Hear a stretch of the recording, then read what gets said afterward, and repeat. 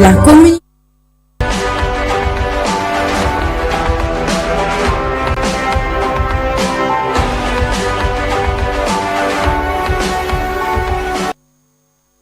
Mesdames, Messieurs, merci de nous rejoindre dans votre magazine. Question d'actualité, la République démocratique du Congo, notre pays, fait face à une guerre d'agression dans sa partie est avec l'occupation de villes de Goma et Bukavu, respectivement dans les provinces du Nord et du Sud Kivu. Il y a aujourd'hui nécessité d'avoir un tribunal pénal pour sanctionner les crimes qui se commettent dans cette partie de la République. Et avec nous, sur ce plateau, pour en parler, nous avons invité donc le professeur Jean-Paul Mopo Kobanda. Il est professeur des universités et avocat aux Hauts-de-Seine en France. Merci. C'est ça? C'est ça, le barreau des Hauts-de-Seine. Voilà, bienvenue professeur sur ce plateau. C'est un honneur d'être invité sur votre plateau. Professeur, 30 ans de guerre, 30 ans d'instabilité dans l'Est de la République démocratique du Congo, ça n'est trop, et tout a commencé avec ces couloirs humanitaires qui avaient été ouverts en 1994. Des réfugiés rwandais ont élu domicile, sont venus, ces réfugiés justement, passez-moi l'expression, en République démocratique du Congo, et c'est le début de tous les malheurs. Est-ce qu'il fallait se comporter autrement à cette époque? Eh bien, c'est visiblement, aujourd'hui, je pense que peut-être qu'on aurait pu se comporter autrement et renvoyer tous les Rwandais chez eux rapidement, et peut-être qu'on n'aurait pas toute cette guerre. Mais je pense qu'il ne faut pas blâmer les autorités de l'époque qui ont exercé l'hospitalité à l'égard de ces populations qui fuyaient les conflits. Et c'était sous pression d'ailleurs de la communauté internationale. Effectivement. Et puis, ce sont des voisins. Vous savez, historiquement, ces populations rwandaises et congolaises ont toujours vécu en intelligence, circulaient plus ou moins librement dans ces régions. Et aujourd'hui, malheureusement, on a des dirigeants rwandais, ougandais, qui ont décidé de mener cette guerre au Congo, et qui est une guerre d'exploitation des ressources naturelles, parce que ils sont aujourd'hui de bras armés, de puissances financières, des puissances et des multinationales qui sont derrière et qui récupèrent le minerai et les ressources naturelles du pays. Professeur, vous venez de publier un livre, là où vous vivez d'ailleurs, vous faites des navettes entre Kinshasa et la France, la Belgique. Vous venez de publier un livre intitulé « Minerai des sangs, une guerre sans fin et des crimes ignorés », un plaidoyer pour la mise sur pied d'un tribunal pénal ad hoc, un titre évocateur. Quel est le message que vous voulez passer par cet ouvrage? Ces livres arrivent 20 ans après le premier que j'ai publié sur le sujet, qui s'intitulait « Crimes économiques dans les grands lacs africains ». Moi, j'avais très rapidement fait le constat de l'année 2000 que si on ne s'intéressait pas à la problématique des ressources naturelles, de minerais, du sang, cette guerre ne s'arrêterait pas. Parce qu'il y a une visée de s'accaparer des ressources naturelles de la République démocratique du Congo qui alimente cette guerre. Et d'ailleurs, ça commence avec la FDL. Là, vous remontez dans l'histoire. Je remonte dans l'histoire. Dès que les premières villes ont été prises et qu'ensuite les grandes villes ont commencé à être conquises par la fameuse Alliance des forces démocratiques pour la libération du Congo de Laurent Désiré Kabila, des contrats étaient signés. Des contrats étaient signés avec des multinationales dans chaque ville, jusqu'à ce qu'ils arrivent à Kinshasa. Et ces multinationales sont restées. Et dès ce moment-là, l'exploitation des ressources naturelles est devenue le ferment même de la guerre. C'est ça qui alimente la guerre. C'est une guerre de prédation. C'est une guerre d'accaparation, pour s'accaparer des ressources naturelles. Et donc, comme les matières premières concernées sont stratégiques, et donc trouvent rapidement preneur, effectivement, nous sommes entrés dans un cycle que je qualifie d'une guerre sans fin. Et vous parlez des minerais des sangs, une guerre sans fin. Mais il y a des efforts quand même au niveau du gouvernement, au niveau de la diplomatie, pour que l'Est de la République démocratique du Congo retrouve la quiétude. En tout cas, il y a quelque chose, un crédit qu'il faut accorder au gouvernement d'aujourd'hui, c'est que sur le plan international, plus personne ne nie que la guerre que nous vivons est une guerre d'agression et que l'agresseur principal, ce sont les Rwandais. Maintenant, c'est l'arbre qui cache la forêt. C'est la grande forêt qui est derrière, ce sont les multinationales, c'est la guerre des ressources naturelles. Et celle-là, si on ne met pas fin à cette guerre de prédation, à l'impunité qui entoure l'exploitation des ressources naturelles, alors cette guerre risque de se prolonger longtemps. Et concrètement, nous évitons d'être très théorique, professeur.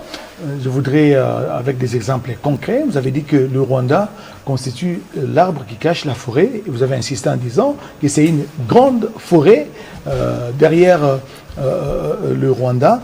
Mais je voudrais savoir qu'est-ce qu'il faudra faire, par exemple à l'interne, pour peut-être convaincre ces multinationales à venir négocier directement avec les pouvoirs. Je donne un exemple. Lorsque le Rwanda signe un accord avec l'Union européenne sur les minerais, les ressources stratégiques qui ne sont pas produits sur son sol, et dont tout le monde sait que ces minerais se trouvent de l'autre côté de la frontière, il a un problème. Le problème, ce n'est pas le Rwandais qui sait qu'il n'a pas ces ressources naturelles, mais ce sont ceux qui viennent signer ces accords avec le Rwandais. Effectivement, moi, je pense qu'un tribunal pénal ad hoc est approprié aujourd'hui. Pourquoi? Parce que, vous savez, au Congo, beaucoup de gens parlent des dieux, parlent de l'Église. Prient beaucoup. Ce qui n'est pas mauvais d'ailleurs. C'est qu'il y a une très bonne chose. Ça contribue à l'éthique. Eh bien, vous savez, dans la présentation de tout à l'heure, vous n'avez pas indiqué que je suis un pasteur. Donc, je suis un croyant. Ça, je l'apprends aussi. Alors, vous savez, donc, je ne dis pas pour dénigrer. Mais dans la Bible, il est dit que la justice élève une nation. Là, nous sommes dans Proverbe 14. C'est ça. La justice élève une nation. Donc, ce qui veut dire que l'incontré est possible. C'est-à-dire que si l'injustice s'installe dans le pays, ce n'est pas une bonne chose. Et donc, aujourd'hui, le pays a été longtemps dans une spirale de crise en cherchant la paix, ce qui est très bien. En cherchant la paix, en cherchant des accords qui permettent que les populations puissent vivre en paix. Mais la justice a été un petit peu mise de côté. Depuis quelques mois, le chef de l'État, lors du Congrès, a dit qu'il faut que la justice transitionnelle soit actionnée dans le pays, et c'est une très bonne chose. C'est une très bonne chose. Ça donne de l'espoir que la justice va être replacée au cœur de la résolution des problèmes. Et donc, pourquoi nous militons pour le tribunal pénal international? Parce que nous pensons que c'est la meilleure solution. C'est la meilleure solution. Mais aux côtés du tribunal pénal international, pour ne pas vous couper, professeur Jean-Paul, il y a la Cour, la CPI, la Cour pénale internationale qui existe déjà, mais malheureusement, le Rwanda n'a pas ratifié les statuts de Rome. Et dans l'entretemps, le procureur de la CPI qui est arrivé dernièrement, Peter Kam, qui est arrivé Karim ici, Khan, oui. excusez-moi, Karim Khan qui est arrivé ici à Kinshasa, et il a lancé justement des appels à témoins. Ça va se passer comment? Le Rwanda qui n'a pas ratifié, on va sanctionner qui dans ce qui se passe? Alors, si vous permettez, juste un petit éclairage pour qu'on comprenne un peu cette problématique assez compliquée. En fait, la Cour pénale internationale, c'est une juridiction internationale qui poursuit les crimes les plus graves dans le monde entier. Mais la compétence de la Cour pénale internationale n'est court qu'à partir de juillet 2002. Donc, tous les crimes graves commis en République démocratique du Congo avant 2002 ne relèvent pas de la Cour pénale internationale. La Cour pénale internationale ne peut pas se saisir. Or, vous savez, le rapport le plus important... Là, c'est Karim Khan qui était reçu par le président Exactement. de la République, Félix Antoine Tshisekedi Tshilombo, lors de son récent séjour ici à Kinshasa. Oui. Allez-y. Et donc, le rapport Mapping, par exemple, qui répertorie plusieurs crimes graves, plus de 600, qui pourraient relever de crimes de guerre, de crimes contre l'humanité et du génocide, ne peut pas être exploité par la Cour pénale internationale parce que ces rapports répertorient des crimes de 93 à 2003 uniquement. Donc il nous faudra déjà d'ailleurs un deuxième mapping pour... Donc la CPI est limitée. La CPI est limitée. Dans son champ d'action par rapport à... Voilà. Deuxièmement, la CPI s'occupe de l'ensemble de pays du monde où il y a des crimes. Et il y a un troisième élément, c'est la question budgétaire. Vous savez, la CPI a un budget plus ou moins autour de 150 millions de dollars. Mais vous savez, le tribunal pénal international pour l'ex-Yougoslavie... Donc ce budget émane des États partis. Des États partis. Mais c'est insuffisant, parce qu'avec cet argent, ils doivent enquêter sur le monde entier. Mais en son temps, le tribunal pénal international pour l'ex-Yougoslavie avait un budget annuel de 350 millions, plus de 2 fois supérieur à la CPI. Déjà, la CPI n'a pas le moyen d'enquêter à grande échelle sur les crimes de masse commis en République démocratique du Congo. Et donc, pourquoi nous pensons que le tribunal pénal... Non, sans nullement avoir l'idée de minimiser ce que la CPI va faire, mais il faudra une autre juridiction. La CPI doit faire son travail. Et tout à l'heure, vous m'avez parlé du Rwanda. Le Rwanda n'est pas partie signataire du statut de Rome, qui crée la CPI. Et donc, les crimes commis par les Rwandais sur le sol congolais, par des Ougandais sur le sol congolais, ou par d'autres étrangers qui se réfugient dans des pays comme le Rwanda, ne pourraient pas être poursuivis. Et donc, c'est important de créer ce tribunal. Pourquoi nous militons pour le tribunal ad hoc? Parce qu'un tribunal ad hoc a les statuts d'organes subsidiaires de l'ONU. Il n'y a pas besoin de ratifier ces statuts pour que ce tribunal soit compétent. Et donc, à partir du moment où ce tribunal sera créé, ça va casser la spirale de l'impunité. Et donc, on aura moins de candidats, les Rwandais auront moins de candidats congolais pour valider leurs aventures criminelles en République Professeur Jean-Paul Mopo, vous êtes professeur des universités, et en parcourant votre CV, votre curriculum vitae, j'apprends que vous avez terminé à la Sorbonne, et vous êtes rentré au pays pour mettre votre expertise au bénéfice de vos compatriotes. L'initiative de la création d'un tribunal pénal ad hoc doit provenir de qui, concrètement? En temps normal, c'est le Conseil de sécurité de l'ONU ou le secrétaire général de l'ONU qui devrait normalement prendre l'initiative, parce que ça rentre dans le cadre donc, du chapitre 4 et des chapitres le plus coercitif qui donne le pouvoir au Conseil de sécurité de l'ONU quand la paix est menacée. Et comme il y a des crimes de masse, tout le rapport existe, nombreux. On parle aujourd'hui d'une évaluation de près de 10 millions. Déjà en 2000, Oxfam parlait déjà de 1 million de morts. 1 million, déjà. Et donc, force est de constater que ni le Conseil de sécurité, ni le secrétaire général de l'ONU n'ont pris l'initiative de la création d'un tel tribunal. C'est même une des recommandations du rapport Mapping. Mais il y a aussi la possibilité que la République démocratique du Congo elle-même prenne l'initiative de déposer une résolution appelant à la création de ce tribunal. Travailler avec ses experts pour pouvoir aller dans ce sens. Mais les choses sont en train de traîner parce que la RDC est menacée, pas menacée, est envahie par une armée étrangère. Le gouvernement, au travers des chefs de l'État, a donné des instructions. Je sais que c'est dans les prochaines semaines, il y aura une conférence sur la création d'un tribunal pénal international. Et je suis... vous savez, en ce qui me concerne, ça fait 20 ans que je réfléchis sur cette question. Le premier livre que j'ai écrit, c'est en 2006. Sur les crimes économiques dans le Grand Lac africain. Oui, et c'est déjà en 2003 que j'ai défendu un mémoire à la Sorbonne sur ces sujets, déjà. Donc, et depuis ce temps, j'ai publié des articles, et on peut tout essayer. D'ailleurs, tout a été essayé. Imaginez-vous qu'il y a eu la mission la plus coûteuse, la mission de l'ONU, la plus coûteuse au monde, avec plus de 20 000 hommes. Ils ne sont pas venus à bout, les casques bleus, des crimes. C'est votre livre, Les crimes économiques dans les grands lacs africains, un livre qui a été publié, ça fait aujourd'hui 19 ans. 19 ans. 19 ans, bientôt 20 ans. Et ce livre n'a pas été beaucoup vulgarisé au pays. Alors, c'est passé quand même si vous allez sur Internet, c'est quand même été vulgarisé. J'ai été invité quand même sur plusieurs chaînes très écoutées. Et c'est un honneur aujourd'hui de m'inviter pour pouvoir parler de l'ensemble de ces sujets.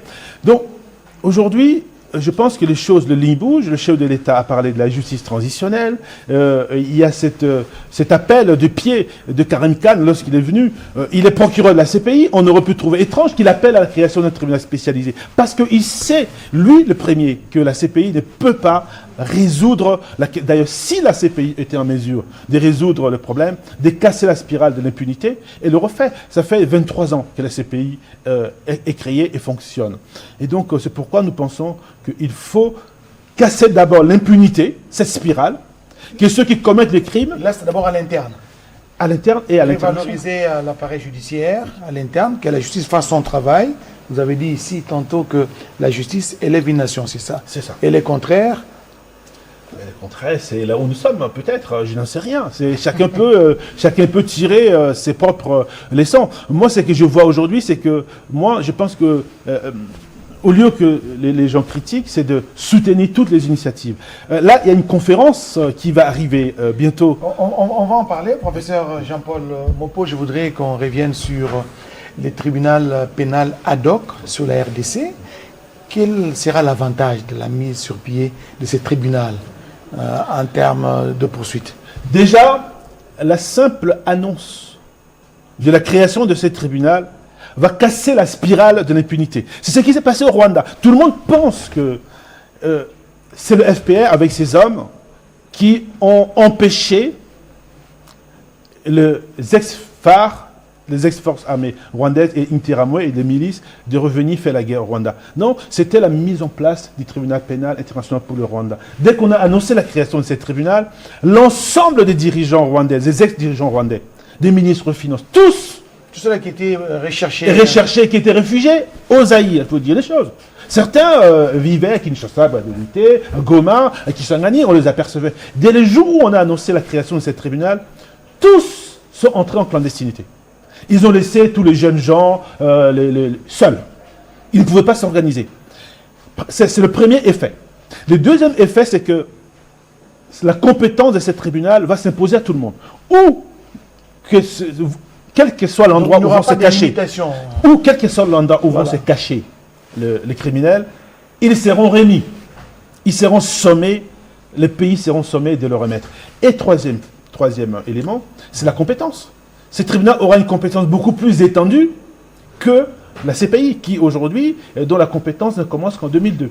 Donc il y a beaucoup d'avantages. Les crimes qui ont été commis avant 2002 pourront être poursuivis par ce tribunal dès lors que la résolution donne mandat à ce tribunal de poursuivre ces crimes.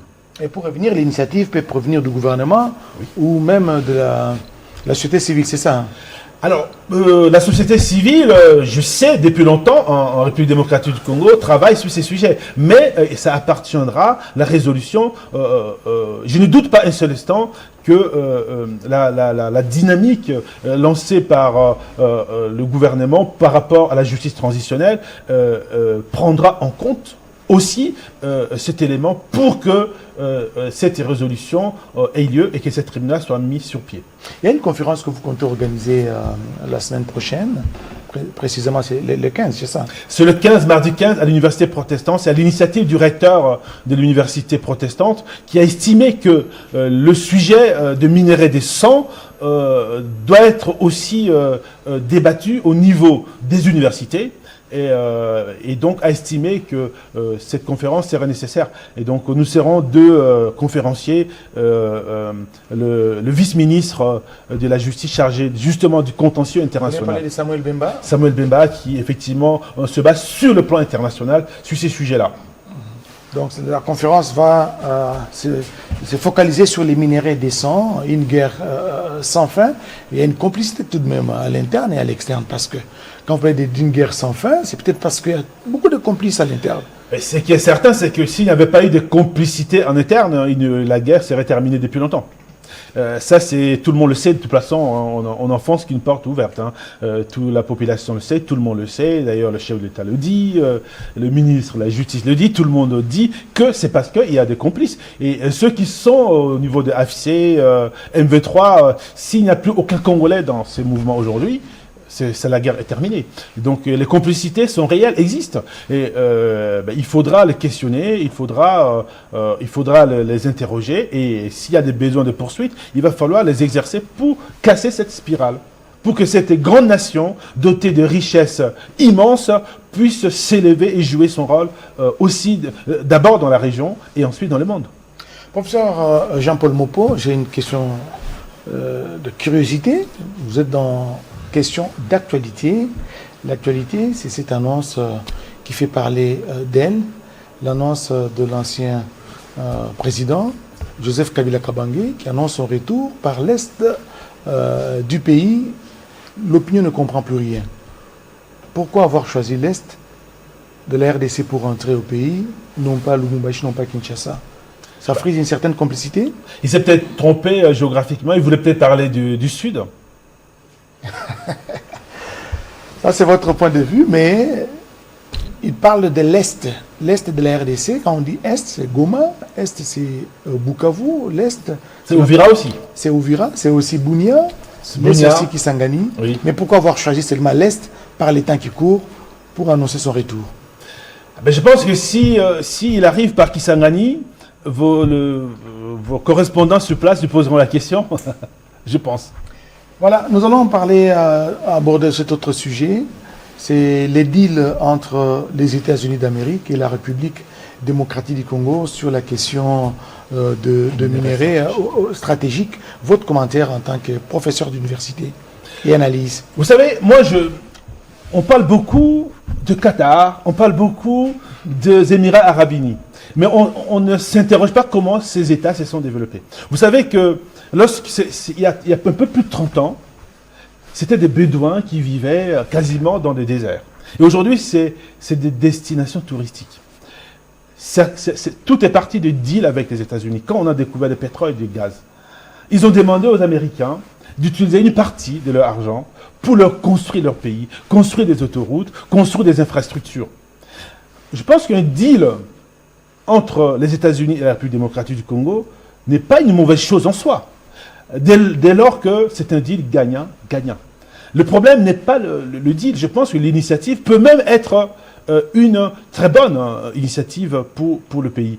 Mais ça doit être un deal gagnant-gagnant. Dans un accord, si on fait comme dans le passé, où il y a eu des contrats léonins. Il y a des contrats, souvenez-vous, avec les Chinois. Il y a eu d'autres contrats qui étaient des contrats défavorables à la République démocratique du Congo. Donc je pense que le chef de l'État veillera à ce que nos experts, tous ceux qui discuteront de ce deal, de ce contrat, si ce contrat a lieu, puissent veiller aux intérêts de la République démocratique du Congo. Et je suis sûr... Autant que Trump veille sur les intérêts des États-Unis. Autant que les Américains veilleront sur leurs intérêts. C'est à nous de veiller sur nos intérêts pour que ce deal puisse enfin permettre le développement de la République démocratique du Congo. Est-ce que vous avez les ressentis que ce deal peut contribuer à ramener la paix dans l'Est du pays?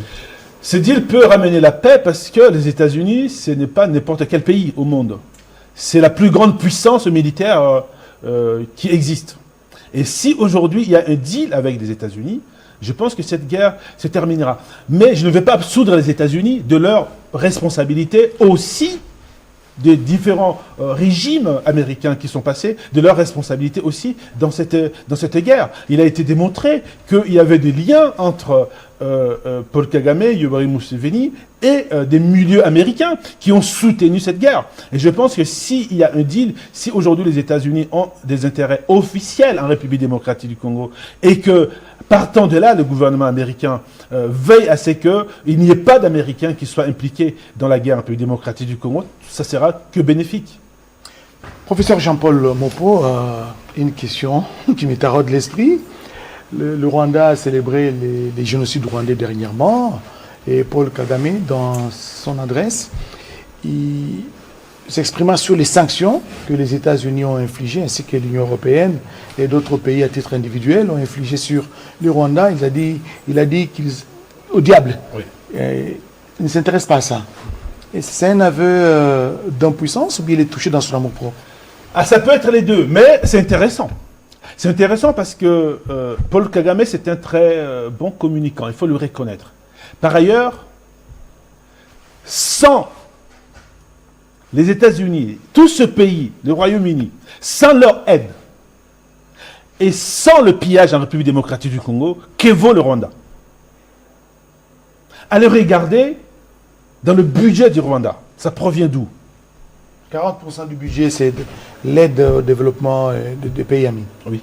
Si aujourd'hui, le Rwanda n'a plus 40%, si réellement ils vont au diable, si 40% du budget du Rwanda allait au diable aujourd'hui, et si la guerre s'est terminée à l'Est, je me demande qui irait au diable plus rapidement. Si ce n'est pas le Rwanda.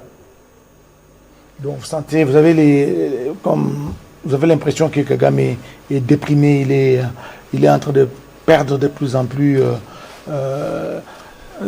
son audience auprès de ses amis occidentaux. Ce qu'il faut souligner, c'est que le Rwanda n'a jamais été aussi pointé du doigt qu'aujourd'hui. Dans le passé, il était soutenu. Mais aujourd'hui, tout le monde a compris que les arguments ne tiennent pas. Tout le monde a compris qu'aujourd'hui, le Rwanda joue avec les feux. Il joue avec les feux. Parce que vous savez, ce que le Rwanda, le Paul Kagame est en train de s'aimer, c'est lui qui risque de ne pas le récolter. C'est le Rwandais qui risque de le récolter un jour. Et vous savez, dans cette région, il y a toujours eu un peu de génocide entre le Rwandais Hutu et les Tutsis et tout ça. Mais les génocides entre le peuple frontalier des grandes ampleurs, il n'y en a pas eu. Mais le Rwanda est en train de s'aimer pour que ça arrive, et j'espère que c'est pourquoi il faut l'arrêter. Il faut l'arrêter et très vite, et très rapidement. Dans votre livre, revenons à votre livre, Minerai décent, une guerre sans fin, c'est vraiment un bel ouvrage, publié, que vous avez rédigé, Jean-Paul Bompo Kobanda. Je voudrais savoir si les minéraux dont vous parlez, les minéraux dont regorge la République démocratique du Congo, constituent aujourd'hui une malédiction, ou c'est une bénédiction, en tant qu'homme de Dieu. Bonne question. Vous savez, une bénédiction ne peut pas se transformer comme ça en malédiction. La bénédiction reste une bénédiction. Ce qu'on en fait ensuite est une autre question. Vous comprenez? Si maintenant vous donnez une belle voiture à votre fils, une voiture puissante, qu'il ne veut pas apprendre à le manier et qu'il accélère et qu'il va s'encastrer dans le mur et meurt, c'est pas la voiture qui sera une malédiction. Je pense que ces ressources naturelles sont une bénédiction pour la République démocratique du Congo. Et que ces ressources vont assurer le bonheur et le développement du peuple congolais. Le problème... c'est la gestion qu'on en fait. Oui. Le seul problème, c'est la gestion. C'est que depuis l'État indépendant du Congo, le roi belge, la colonisation belge, et le premier gouvernement du Congo jusqu'à aujourd'hui, la gestion des ressources naturelles pose problème. Et ça, le dire, c'est enfoncer une porte ouverte, parce que si vous allez poser la question à chaque Congolais chez lui, de ce qu'il pense de l'utilisation et de la gestion et du partage des ressources naturelles, c'est vrai, les guerres sont là, il y a tout type d'entraves pour empêcher que le peuple congolais jouisse de ces richesses. Mais moi, je suis de ceux qui sont convaincus qu'un jour viendra, et c'est pour bientôt, justice sera faite, cette nation sera élevée, et les ressources naturelles contribueront à cette élévation, à l'élévation de cette nation. Professeur Jean-Paul Mompo, nous sommes en train de terminer cet échange. Vous plaidez pour la mise sur pied d'un tribunal pénal ad hoc sur la RDC par rapport à la situation qui sévit dans l'Est de la République démocratique du Congo en termes d'impact. Est-ce que vous pensez avec ce tribunal la guerre va se terminer? Je suis convaincu que la mise en place de ce tribunal sonnera le glas de cette guerre. Pourquoi? Tout simplement parce que partout où il y a eu des crimes de masse et où un tribunal ad hoc a été mis en place, on n'en parle plus. Souvenez-vous, dans les années 90, on parlait de Libéria et de Sierra Leone. Il y a eu un tribunal pour la Sierra Leone qui a jugé les criminels. il y a d'autres problèmes, d'autres difficultés au libéral, mais on ne parle plus de crimes de masse. On ne parle plus de crimes de masse au Rwanda. On ne parle plus de crimes de masse dans l'Est de Yougoslavie. Et même dans des pays comme le Japon, après la Seconde Guerre mondiale, il y a eu ce tribunal pénal international. Je suis convaincu et je sais que ce tribunal va arriver très bientôt. Et cette guerre, on n'en entendra plus parler. Parce que les criminels, ceux qui ont commis les crimes, passeront leur temps soit à se cacher, soit à répondre de leurs crimes devant ces tribunaux. Soit à se cacher, soit à être dans la clandestinité, soit à répondre, comme vous l'avez dit. Et je pense que la question sera au rendez-vous de la conférence que vous comptez animer le 15 avril, c'est ça, prochain, à l'Université protestante. À l'UPC. Qui est censé participer à cette conférence? Alors, c'est une conférence universitaire qui est ouverte à tout le monde, aux chercheurs, aux étudiants, aux gens de la société civile. Tout le monde peut participer. Le recteur de l'Université protestante a estimé qu'il fallait commencer une réflexion, c'est un début, qui sera suivi probablement par des journées scientifiques sur cette question de minerais stratégiques. Et donc, c'est un début. Donc, c'est une conférence ouverte à tout le monde. Voilà, la conférence est ouverte à tout le monde, à moins que vous ayez un petit mot à placer pour ceux qui nous suivent à Goma, à Bukavu, à Massissi, à Rutshuru, parce que c'est la RDC. La RDC, c'est 26 provinces. La RDC, c'est 145 territoires. La RDC, dans ses limites héritées de la colonisation, c'est 2 345 410 km². On ne peut qu'avoir une pensée pieuse, une pensée de prière et de compassion à l'égard de tous ceux qui vivent la guerre de près dans l'Est de la République démocratique du Congo. Professeur Jean-Paul Mopo, merci d'être venu et d'avoir répondu à notre invitation. C'est nous qui vous remercions, c'était un honneur. Merci beaucoup. Merci surtout à vous tous qui nous avez suivis et bonne suite de programme sur votre télévision. À la prochaine.